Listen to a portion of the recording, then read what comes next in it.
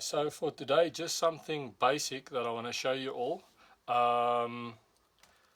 Size 24 ring spanner, serpentine belt.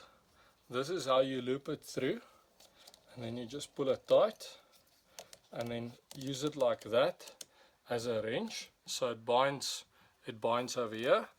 We just make sure that's on properly, and then you just basically apply pressure to this area, and that's how you loosen it. With a spanner and a normal serpentine belt, you can do your own, make your own homemade pipe wrench to or oil filter wrench, or whatever the case may be, with just basic tools.